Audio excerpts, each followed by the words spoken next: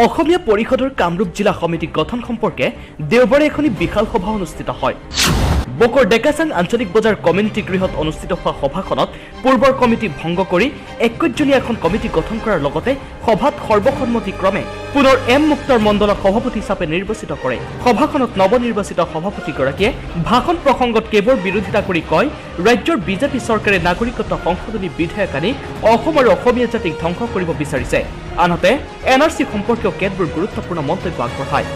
বৰ্তমান চৰকাৰে যি জাতিদংশী নাগৰিকত্ব সংশোধনী বিধেয়ক আনিব বিচাৰিছে আৰু সেই জাতিদংশী নাগৰিকত্ব সংশোধনী বিধেয়ক তীব্ৰ বিৰোধিতা কৰা আৰু যদি বৰ্তমান চৰকাৰে হিটলাৰী বা বলপূৰ্বকভাৱে অসমৰ ওপৰত খিলঞ্জীয়া ৰাইজৰ ওপৰত যদি এই সংবিধান বিৰোধী গণতন্ত্ৰ বিৰোধী ধৰ্মনিৰপেক্ষ বিৰোধী যদি এই কেব জাপি দিয়ে, তেতিয়াহ'লে আমি অনাগত দিনত ভয়ংকৰ পৰিস্থিতি আন্দোলনমুখী হ'বলৈ বাধ্য থাকিম। আমি চৰকাৰক সকীয়াই দিছোঁ যাতে আপোনালোকে সাৱধান থাকক। অসমীয়া ৰাইজে যিটো গণতন্ত্ৰত অসমীয়া ৰাইজে কিন্তু এই সংবিধান বিৰোধী সংবিধান নস্বাত হ'বলৈ নিদিয়ে, যাৰ কাৰণে এই কেব কেতিয়াও মানি নলয়। আপোনালোকে সাৱধান থাকক। এই কেব যদি আচলতে হিটলাৰীৰ বাবে আনিব বিচাৰে বা জাপি দিয়ে, তেতিয়াহ'লে অসমত কিন্তু অসমৰ অস্তিত্ব অসমৰ নামৰ কোনো চিন চাপ নাইকিয়া হ'ব পাৰে। তাৰ বাবে অসমীয়া ৰাইজে কিন্তু ইয়াৰ ভয়ানক পৰিস্থিতি গঢ়ি তুলিবলৈ বাধ্য থাকিব। দ্বিতীয়তে যি এনআৰচি অসম চুক্তি মতে এনআৰচি হৈ আছে, ভাৰতীয় উচ্চতম ন্যায়ালয়ৰ প্ৰত্যক্ষ তদাৰকত এনআৰচিখন চলি আছে আৰু ইতিমধ্যে পূৰ্ণাংগ খচৰা তালিকাত নাম বাদ যিসকল নাম আহিছে আৰু যিসকল বাদ পৰিছে।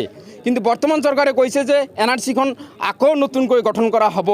মই অসম চৰকাৰক, ভাৰত চৰকাৰক প্ৰশ্ন কৰিবলৈ বিচাৰিছোঁ যে যিসকল ভাৰতীয় নাগৰিক অৰ্থাৎ অসমৰ ৰাজনৈতিক অৰাজনৈতিক দল সংগঠনৰ সৰ্বসন্মতিক্ৰমে অসম চুক্তি মতে 1951 চনৰ যি এনআৰচিখন আপডেট কৰি উন্নতিকৰণ কৰি 71 চনৰ 24 মাৰ্চ বৃত্তিবৰ্ষ হিচাপে লৈ এনআৰচিখন অসমীয়া ৰাইজে মানি লৈছে আৰু সেইমতে অসম চুক্তি মতেই এনআৰচিখন হৈছে আৰু অসমীয়া ৰাইজে মানি লৈছে আৰু আমিও মানি লৈছোঁ।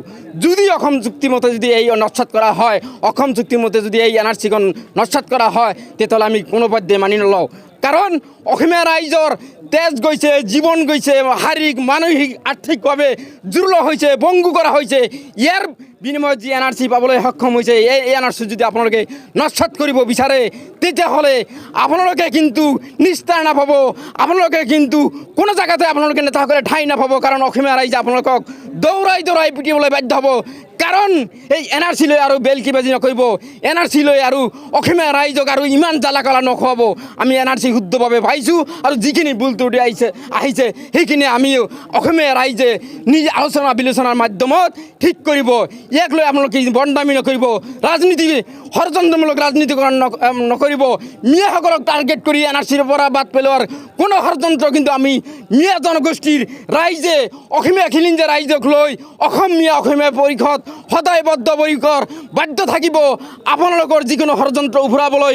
কাৰণ মিয়াসকল অসম কৰিছে, অসমীয়া জাতি হত্যা গঢ় দিছে, অসমৰ হাতামপুৰীয়া অস্তিত্ব ৰক্ষা কৰিছে, হাতামপুৰীয়া ঐতিহ্য ৰক্ষা কৰিছে। ইয়াৰ বিনিময়ত যদি আপোনালোকে এই হাতামপুৰীয়া ঐক্য যদি বিনষ্ট কৰিব বিচাৰে, তেতিয়াহ'লে মিয়াসকল বহি নাথাকে। মিয়াসকলে মাৰ বান্ধি ওলাই আহিব। অসমৰ তেজ গৈছে, অসমত আত্মবলিদান দিছে। এই আত্মবলিদানৰ ফলত আজি অসমীয়া জাতি সুৰক্ষিত হৈছে, অসমীয়া জাতিক সুৰক্ষিত কৰিছে, অসম কৰিছে, অসমৰ ভাষা সংস্কৃতি কৰিছে আৰু এই মিয়া জনগোষ্ঠীক আপোনালোকে টাৰ্গেট কৰিব বিচাৰিছে। আপোনালোকে কিন্তু সাৱধান থাকক। আৰু এটা কথা কৈছোঁ, যিহেতু অসম চুক্তিৰ 5 নম্বৰ দফামতে এনআৰচিৰ কাম চলিছে আৰু বৰ্তমান যি উচ্চস্তৰীয় কমিটি গঠন কৰি দিছে অসমীয়াৰ খিলঞ্জীয়াৰ সাংবিধানিক ৰক্ষা কৱচ, যিটো 6 নম্বৰ দফামতে কাম চলিছে আৰু 6 নম্বৰ দফামতে আছে যিসকল অসমৰ ঐতিহ্যপূৰ্ণ জনগোষ্ঠীৰ বংশধৰসকলকে অসমীয়াৰ সাংবিধানিক ৰক্ষা কৱচ পাব। যিহেতু মিয়াসকল ৰাভাৰ বংশধৰ, বড়োৰ বংশধৰ, কোচ ৰাজবংশীৰ বংশধৰ, মিয়াসকল ঐতিহ্যপূৰ্ণ জনগোষ্ঠীৰ বংশধৰ। সেই হিচাপে আটাইতকৈ বৃহৎ জনগোষ্ঠী অসমৰ মিয়া জনগোষ্ঠীকো অসমীয়াৰ সাংবিধানিক ৰক্ষা কৱচ আগতে সুনিশ্চিত কৰিব লাগিব, নহ'লে কিন্তু আপোনালোকৰ 6 নম্বৰ দফা কেতিয়াও কাৰ্যকৰী নহ'ব। এইখিনিও আজিৰ সভাৰ জৰিয়তে অসম চৰকাৰক, ভাৰত চৰকাৰক সকীয়াই দিছোঁ।